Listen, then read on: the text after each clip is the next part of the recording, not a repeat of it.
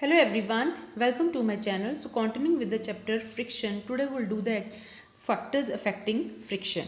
So I would like to mention here, I have made separate videos for the activity 12.2 and 12.3. Kindly go through those videos. So today we'll discuss what are the factors on which the friction depends. Like friction is caused by the irregularities on the two surfaces in contact. Two surfaces कौन सी होगी, जैसे कि आपने activity में देखा था, एक surface होगी सरफेस ऑफ द बुक, दूसरा सरफेस क्या हो गया, सरफेस ऑफ द टेबल. अगर दोनों स्मूथ हैं तो फ्रिक्शन बहुत कम होगी, अगर दोनों ही रफ हैं तब जो है फ्रिक्शन बहुत ज़्यादा होगी. इतनी ज़्यादा कि शायद ये जो है जो बुक है बहुत कम डिस्टेंस जो है चल सके अगर हम उसको ऊपर फोर्स लगाएंगे, right. Even those surfaces which appear very smooth have a large number of minute irregularities in them, जैसे कि फिगर 12.5. जैसे कि आप देख सकते हो, so where is it 12.5 figure? Yes. So you can see here is they have shown the surface of the book that is showing many irregularities, whereas the brown color it is showing the surface of table that is also having irregularities. भले हमें ये irregularities नहीं दिख रही हैं, लेकिन micro level पे there are always some kind of irregularities that is present on the objects, right. Now even though surfaces which appear very smooth, जैसे कि हमें ये टेबल जो है सनमाइका लगा हुआ हमें बहुत स्मूथ लग रहा है, लेकिन still they are having minute irregularities on them, जैसे कि आपने फिगर 12.5 में देखा. Irregularities on the two surfaces lock into one another. So this is very important how friction act. जैसे कि ये हम मान लें कि ये टेबल का सरफेस है और ये जो है ऊपर वाला ये है बुक का सरफेस, तो दोनों में क्या होगी, अब जो है इंटरलॉकिंग होगी है, जिसकी वजह से जो है ऑब्जेक्ट मूव नहीं कर पाएगा और यहाँ पे फोर्स ऑफ फ्रिक्शन बहुत ज़्यादा बढ़ जाएगी. फोर्स ऑफ फ्रिक्शन क्यों होती है, because of the presence of the irregularities on the surfaces. When we attempt to move any surface, we have to apply a force to overcome interlocking. हमें जो है interlocking को overcome करने के लिए जो है हमें कुछ ना कुछ we have to apply force. On rough surfaces, there are larger number of irregularities, so the force of friction is greater if a rough surface is involved. क्योंकि जो रफ सरफेस होता है वहाँ पे नंबर ऑफ इरेगुलरिटीज ज़्यादा होती हैं, तो हमें जो है जो वहाँ पे जो force of friction is greater होती है if a rough surface is involve. जैसे कि हमने एक्टिविटी में ये देखा था, कौन सी activity, it was the activity 12.3 हमने ये क्या देखा था कि अगर सेल को हम जो है सैंड पेपर से कवर कर देते हैं तो वहाँ पे बहुत ज़्यादा सरफेस रफ हो जाएगा, जिसकी वजह से जो है सेल बहुत कम डिस्टेंस चल पाएगा, राइट. नाउ हमें सबसे पहले ये पता चला कि friction is caused by the irregularities. Friction किसकी वजह से होती है, इरेगुलरिटीज. भले कोई भी सरफेस स्मूथ हो लेकिन वहाँ पे कुछ ना कुछ इरेगुलरिटीज ज़रूर होती हैं, तो जो इरेगुलरिटीज हैं वो जो है एक दूसरे के साथ इंटरलॉक हो जाती हैं और उन इंटरलॉकिंग को तोड़ने के लिए हमें फोर्स अप्लाई करना पड़ता है. ये फोर्स रफ सर्फेसेस पे ज़्यादा होगा और स्मूथ सर्फेसेस पे बहुत कम होगा. I hope I am clear to you, right. तो ये जो फोर्स है स्मूथ सर्फेसेस पे कम होगा, रफ सर्फेसेस पे ज़्यादा होगा. We see that the friction is caused by the interlocking of irregularities in the two surfaces. It is obvious that the force of friction will increase if the two surfaces are pressed harder. तो अगर हमें ये पता चल गया है कि जो friction that is caused by the interlocking of irregularities, दोनों सरफेस इरेगुलर हैं जिसकी वजह से इंटरलॉकिंग हो जाती है, राइट. तो फोर्स ऑफ फ्रिक्शन ज़्यादा बढ़ जाएगी, क्यों, जब हम दोनों चीज सर्फेसेस को प्रेस करेंगे डाउनवर्ड डायरेक्शन में, right. You can experience it by dragging a mat when nobody is sitting on it and when a person is sitting on it. तो डेफिनेटली अगर आप किसी मैट के ऊपर खींचने की कोशिश करें तो वो मैट जो है आराम से जो है आप उसको ड्रैग कर लोगे, right. But if someone is sitting on the that mat, it will be difficult for you to drag that mat.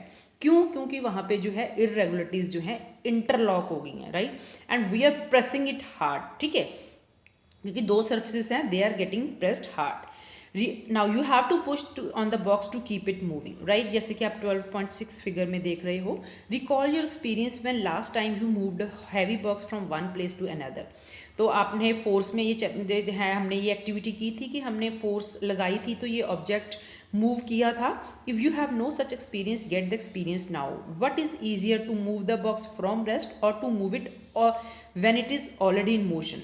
तो आपको कौन सी चीज़ जो है आसान लगेगी, to move the object from rest, कोई चीज़ जो है ऑलरेडी रेस्ट के ऊपर है. अगर ये ऑब्जेक्ट जैसे कि आप देख सकते हो 12.6 में ये जो बॉक्स है वो रेस्ट पे है, इस बॉक्स को हिलाना मुश्किल है या जो एक ऑब्जेक्ट है ऐसा ही भारी ऑब्जेक्ट है जो कि ऑलरेडी जिसको जो है हम जो कि ऑलरेडी मोशन में है, किसको जो है किसके ऊपर जो है फोर्स ज़्यादा लगेगी? डेफिनेटली जो चीज़ रुकी हुई है, the object that is already at rest, that needs more force, right? Now the force required to overcome friction at the instant an object start moving from rest is a measure of static friction. Static friction का मतलब क्या होता है? रुका हुआ।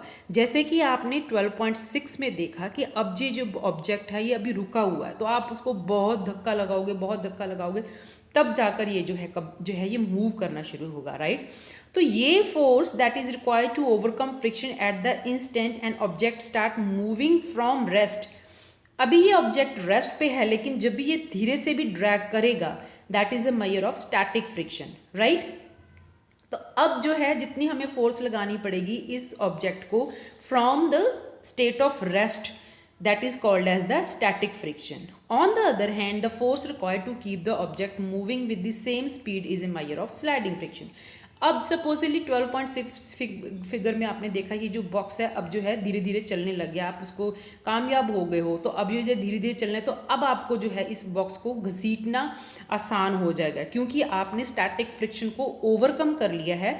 अब आप कौन सी फ्रिक्शन के साथ जो है अपना पंजा लड़ा रहे हो? अब जो है स्लाइडिंग फ्रिक्शन के साथ जो है काम कर रहे हो, right? When the box starts sliding, the contact point on its surface do not get enough time to lock into the contact point on the floor. जैसे कि अगर हम बात करें स्लाइडिंग जो है ये जो है जैसे ये जो है एक जो हमारी स्टैटिक फ्रिक्शन है, यहाँ पे जो इंटरलॉकिंग मैक्सिमम हुई पड़ी है, लेकिन जैसे ही स्टैटिक से जो है स्लाइड करने लग जाता है, जैसे अगर मैं बात करूँ कि जैसे अगर मैं आपको ये बोलूँ कि ये जो बॉक्स है इसको आप धीरे धीरे जो है खींच के लेके जाओ और ये जो है अगर आप इसको इस तरीके से लेके आओ तो कौन सा आसान होगा? डेफिनेटली ये जो स्लाइडिंग प्लेन है ये आसान होगा। क्यों होगा? क्योंकि इसके पास जो है ऑब्जेक्ट को टाइम नहीं मिलेगा कि ये जो है इंटरलॉकिंग के बीच एक दूसरे की इंटरलॉकिंग फंस जाए, राइट? सो स्लाइडिंग फ्रिक्शन की जो वैल्यू होती है वो कम होती है as compare to the static friction. इतनी बात समझ में आई? So let's read when the box start sliding, जब ये बॉक्स स्लाइड करना शुरू हो जाएगा, the contact point on its surface, जो कॉन्टैक्ट पॉइंट इस बॉक्स की सरफेस है पे हैं, do not get enough time to lock in to the contact point on the floor, तो इसके पास इतना टाइम नहीं होगा कि जो फ्लोर के इंटरलॉकिंग हैं उनके साथ जो है उनकी लॉकिंग हो सके। So the sliding friction is slightly smaller than the static friction and you find it somewhat easier to move the box already in motion than it gets started.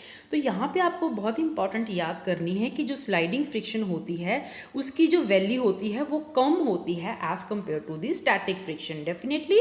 सो हम इसको प्रैक्टिकल यूज़ कहाँ पे करते हैं? जैसे कि आपने हॉस्पिटल्स में देखा होगा, कहीं पे भी जो है हॉस्पिटल में जब जैसे होता है तो आपने देखा होगा कि जो स्ट्रेचर है आपको यहाँ से ले जाना आसान होगा या यहाँ से ले जाना आसान होगा?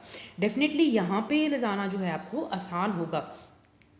और हमने ये पढ़ा कि स्टैटिक और स्लाइडिंग फ्रिक्शन, स्टैटिक में जो है अब you have to overcome the static friction, static friction is more, जो स्टैटिक फ्रिक्शन है that is more than the sliding friction.